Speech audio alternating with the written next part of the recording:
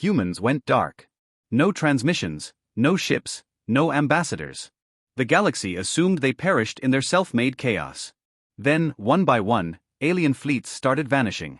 Humanity didn't go extinct, they went silent to prepare. The shroud falls.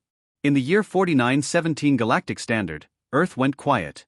It didn't happen in a dramatic moment of collapse. There were no grand announcements, no final declarations, no last messages of peace or defiance. The transmissions simply stopped.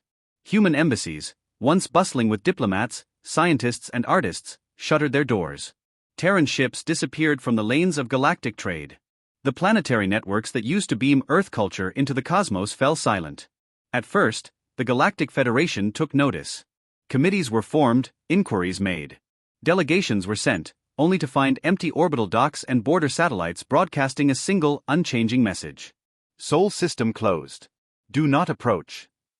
A few scholars and diplomats argued for deeper investigation, for empathy, for assistance even. But most of the galaxy's elite, particularly the Central Council, responded with a collective shrug. Humans were always chaotic. Perhaps they finally consumed themselves. The Zuralok delegate had sneered during the Assembly's final briefing on Earth. If they wished to burn in their own madness, let them. And so Earth was forgotten, at least officially. Unofficially, humanity became a myth of sorts. A cautionary tale for fledgling civilizations. A whispered example of what happens when a species plays too fast and too loose with war, emotion, and ambition. Children of noble houses told stories about the Earthfire, the legendary temper of a species that once terraformed moons just to test weapons. Pirates still remembered Earth's Black Ops ships and the fear they struck into raiders. But with each passing generation, the memory faded. Only a few remembered the truth. The day the cradle burned. Carthuan raiders were not known for discretion. Nomadic, violent, and obsessed with plunder, they existed in the gray zones of the Federation's influence. Too scattered to police, too brutal to tolerate. The Carthuan had a long-standing grudge against humanity, claiming ancestral insult from a centuries-old border war. Most in the galaxy dismissed it as ancient bloodlust. Then one day, they returned to Sol. Not to invade, not even to scout. No one knows why they chose that target. Perhaps it was meant to test Earth's defenses, to send a message, or simply to amuse a bored Carthuan warlord. Whatever the reason, it happened quickly. They bypassed the outlying warning beacons and slipped past the Oort cloud in stealth formations. Earth's defenses didn't activate. No response came from the dormant lunar stations. The planet didn't even blink. They targeted a non-military site in orbit, station, Sanctuary Theta. To the galaxy, it was just another obsolete orbital complex. To humanity, it was sacred. The orphan cradle had been a refuge, not just for human children, but for dozens of species whose homeworlds had suffered war, poverty, or Federation betrayal. After humanity withdrew from the galactic stage, they converted it into a sanctuary for war orphans, Earth's final humanitarian promise to the stars. On the day of the attack, 12,487 children were on board. Along with 300 human caretakers and a cluster of emotionally adaptive AIs designed for trauma recovery. The Carthuan destroyed it in a 10-minute raid. No survivors. Not even wreckage. They vaporized the entire orbital section and broadcast images of the burning husk as propaganda. The Federation condemned the act publicly. But privately, they did nothing. The sound of nothing. Ultus Ven, a Loxery historian and former Earth liaison, sat in his cluttered study aboard the Deep Orbit Research Station Ilner's wake when he first heard the news.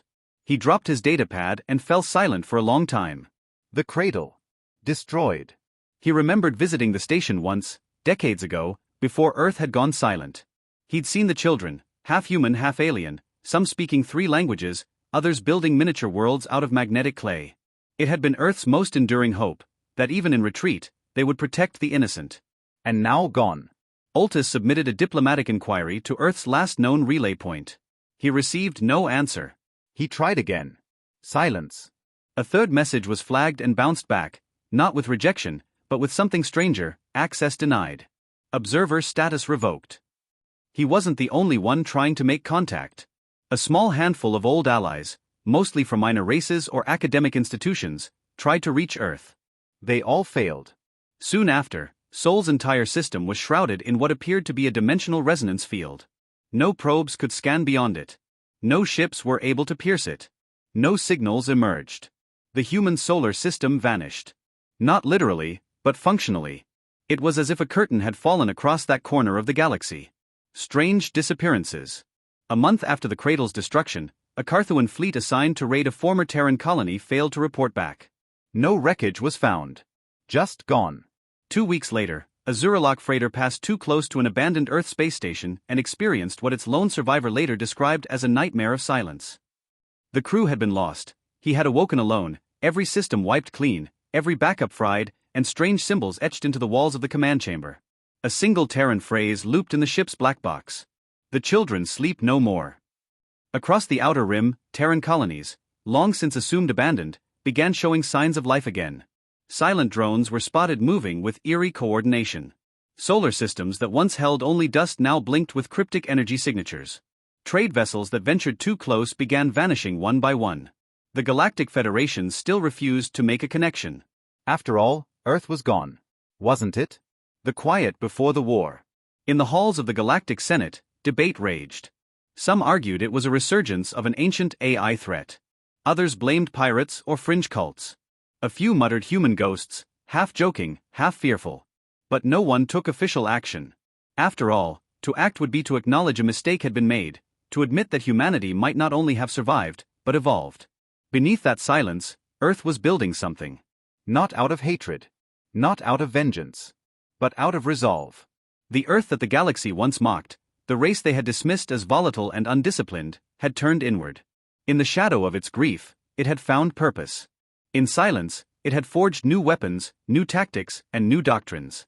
Not to reclaim its place at the Federation's table, but to burn that table down. And so the galaxy remained blind. Until the first Terran ship returned, not broadcasting identification codes, not requesting permission to dock. Just a single word transmitted in hundreds of languages. Justice. The galaxy believed humans were gone. But they hadn't disappeared, they had simply gone quiet. When the silence ended, it wasn't with words. It began with the vanishing of war fleets, and the return of Earth's vengeance, forged in shadows. The first vanishings. 2 months after the destruction of the Orphan Cradle, the Carthuan war clade known as Blood Trail went dark during a standard patrol along the edge of human-abandoned space. 6 cruisers, 2 dreadnoughts, and a mobile base platform, gone. No distress signal. No wreckage. No trace. At first, the Carthuan assumed mutiny or equipment failure. Such things were common in their chaotic war culture. But when the Steelhorn Armada, a separate division stationed along the Zarikon expanse, failed to check in the next solar week, then the Bonegate Corsairs just 3 days after that, the truth began to spread like plasma fire. The Carthuan weren't losing ships. They were being hunted. The Federation dismissed the disappearances as internal disarray. But to those who watched closely, the pattern was clear. Every fleet lost had participated, directly or indirectly, in the Cradle attack. This wasn't coincidence. It was retribution. The return of Ghost Protocol.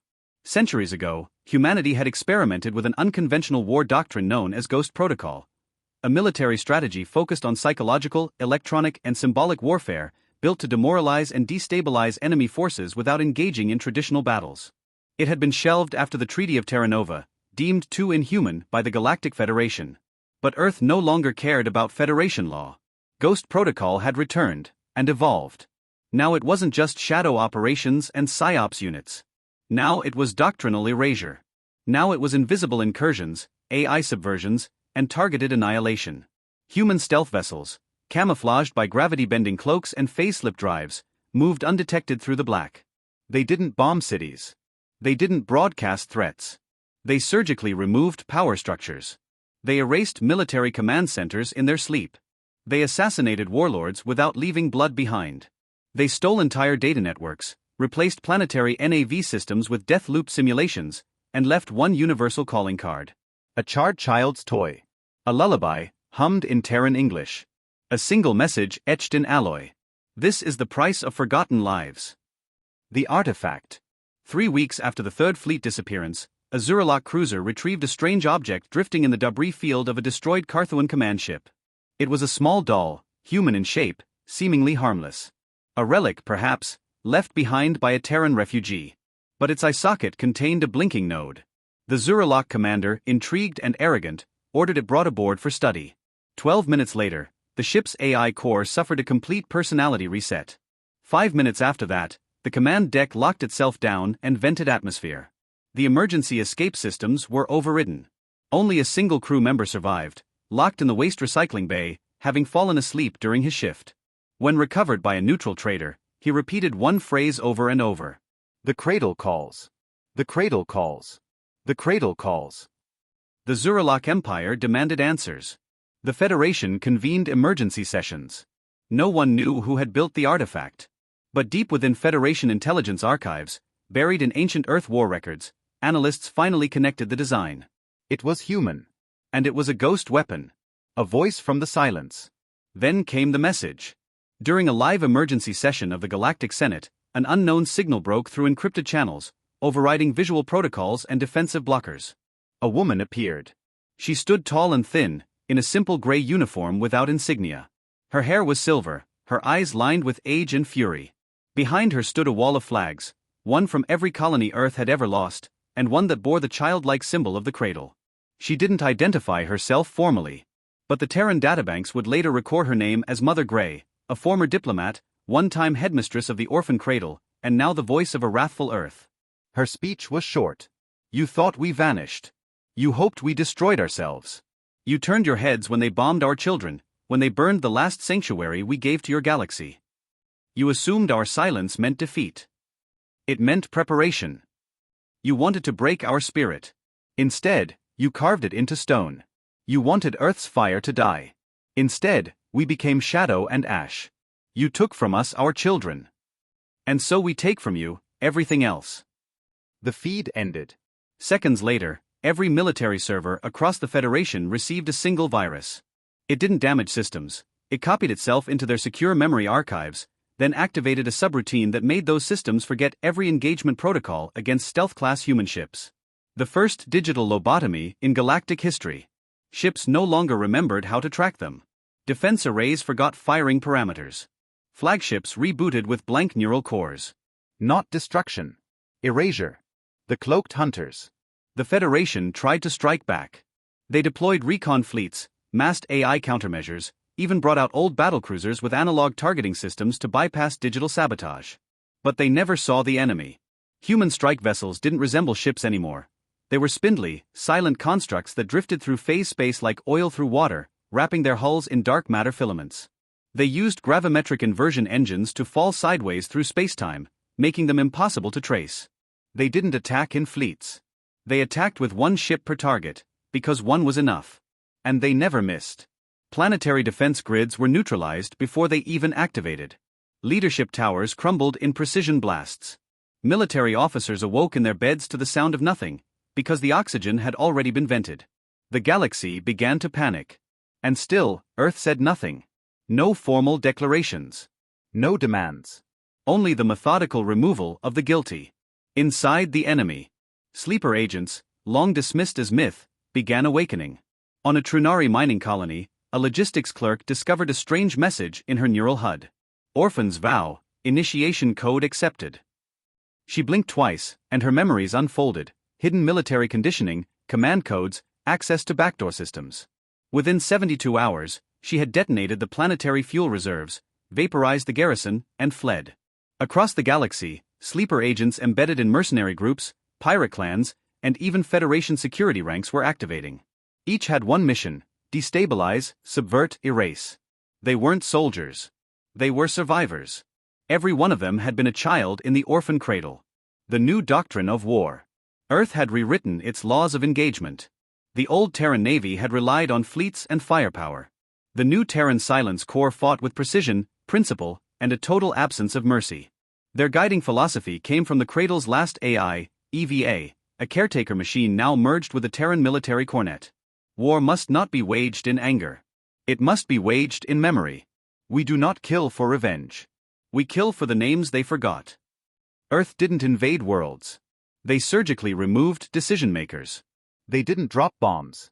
They injected viruses that collapsed economies from the. As the galaxy reeled in fear, humanity made no demands.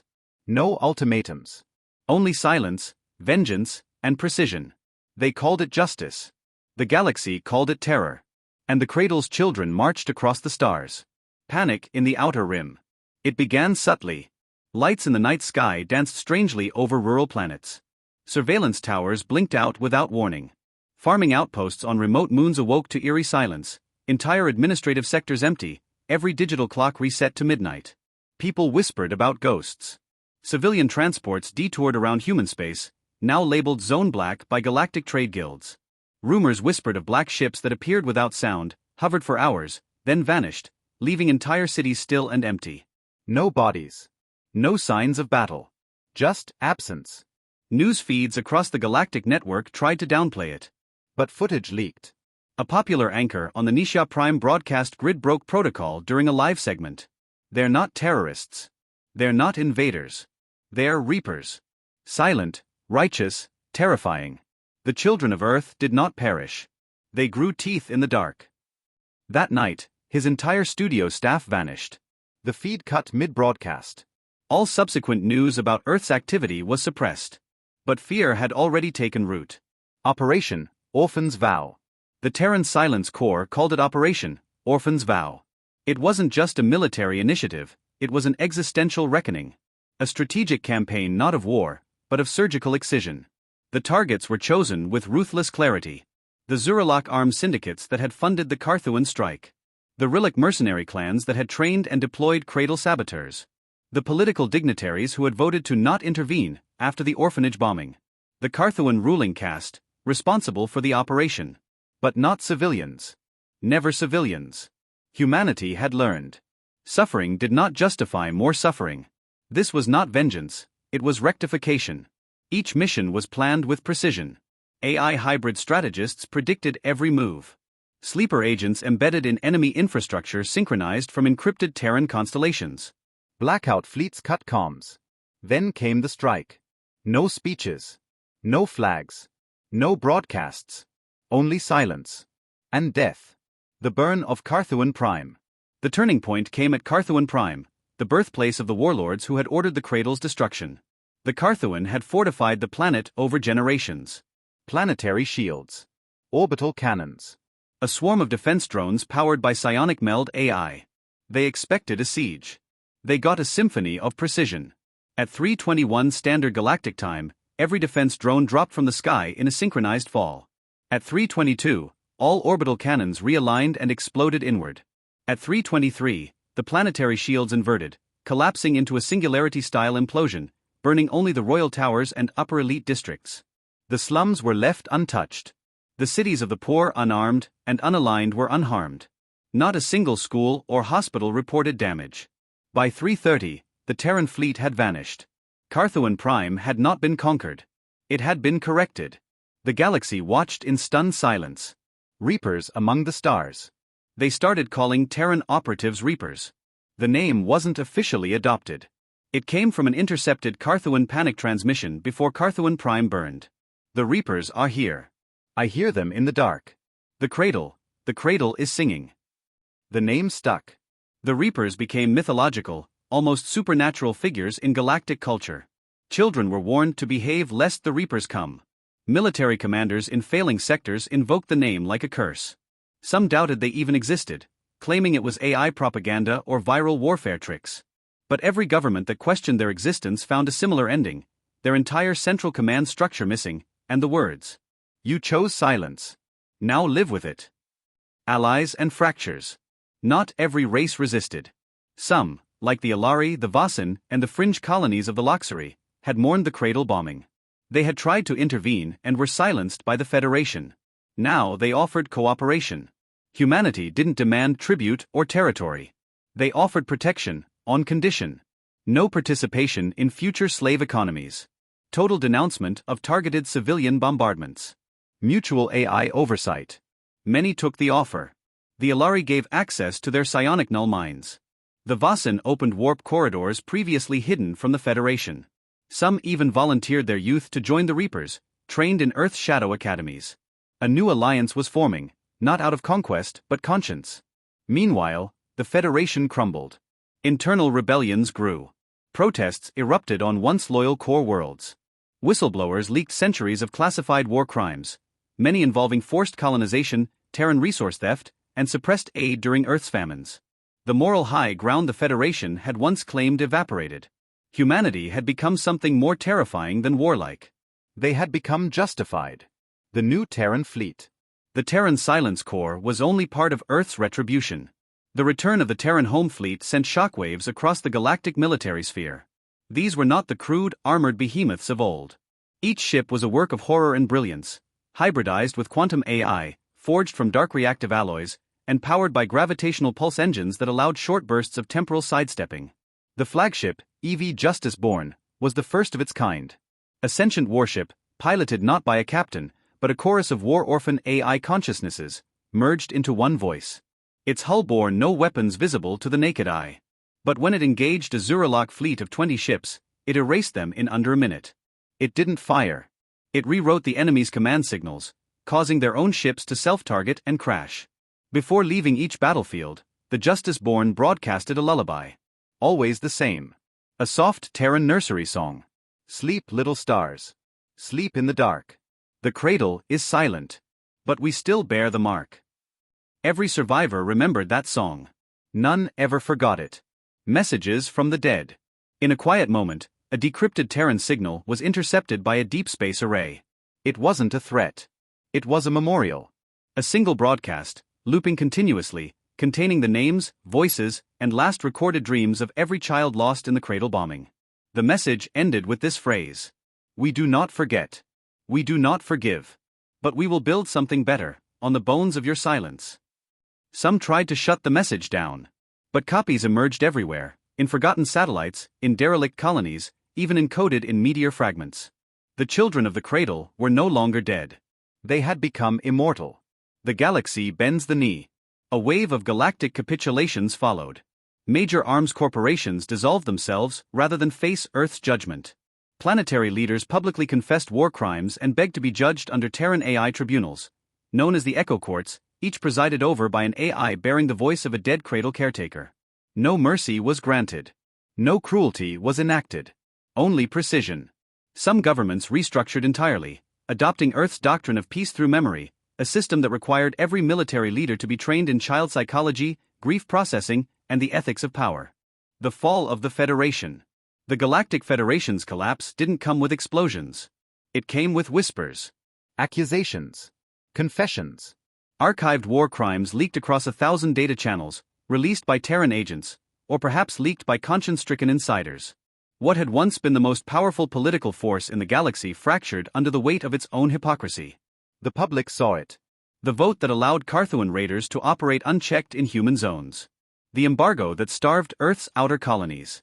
The intercepted plea from the orphan cradle's caretaker AI days before the bombing, ignored by Federation command.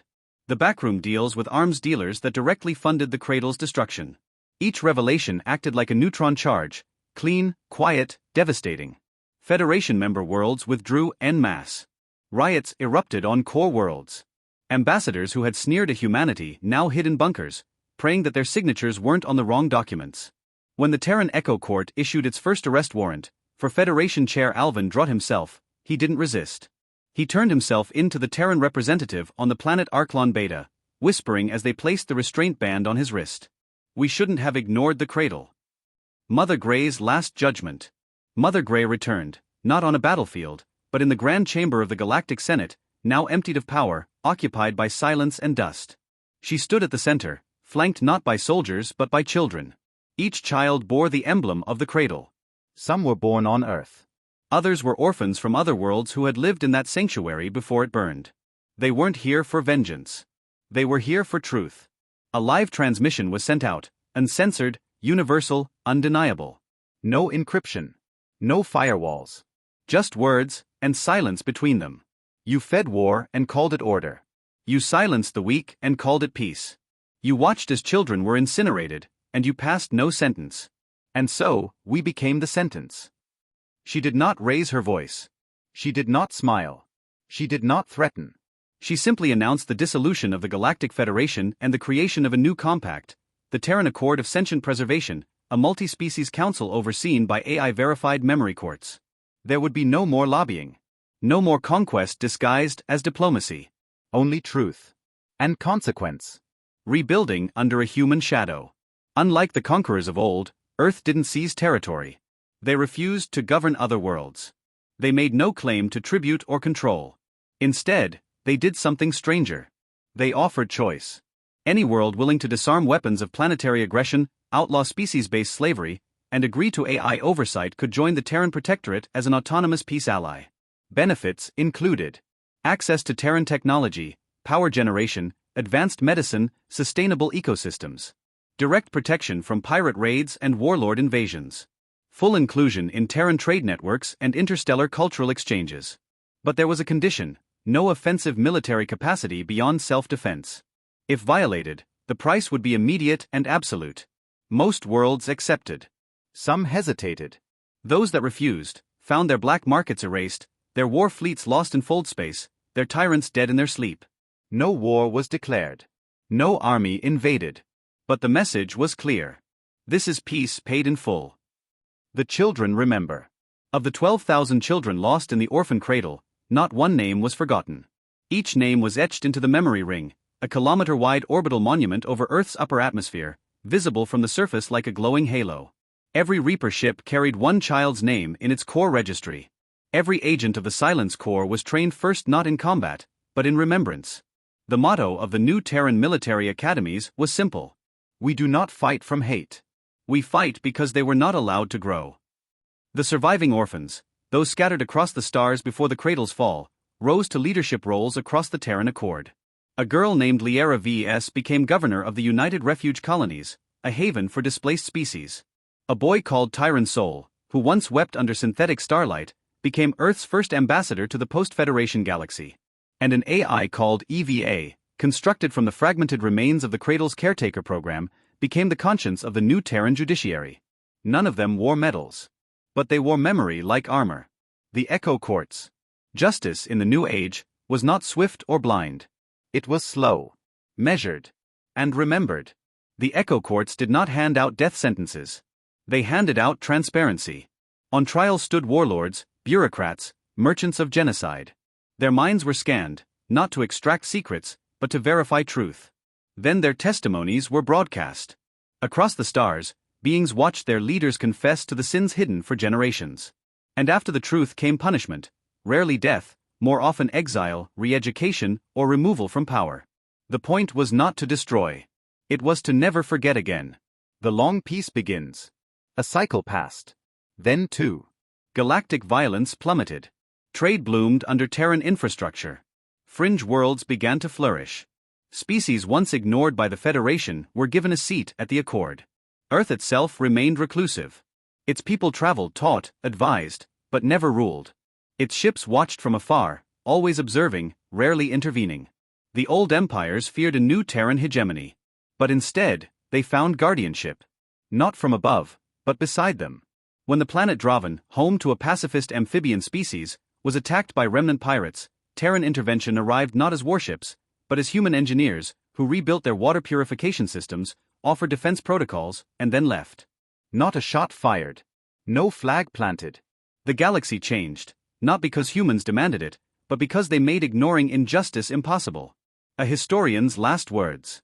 Ultis Ven, the old Loxery historian who had once walked the Cradle's halls, published one final journal entry before his death. They called Earth a mistake. A child with fire in its blood. They tried to erase them, and when that failed, they tried to forget them. But Earth remembered. They did not scream. They did not plead. They simply vanished. And when they returned, they carried not weapons, but the weight of graves. They did not come to conquer. They came to remind us of what we buried beneath bureaucracy and greed. A single truth. A child's death echoes louder than a warlord's voice. Final transmission. Centuries later, long after the dust had settled, a derelict probe drifted into orbit around Earth. Its records showed it was built during the old Federation's last days. It carried no weapons, no programs. Only a message. A question. Is humanity still watching? The probe floated for days. Then it received a single ping back from a silent orbital relay. The message was one word. Always.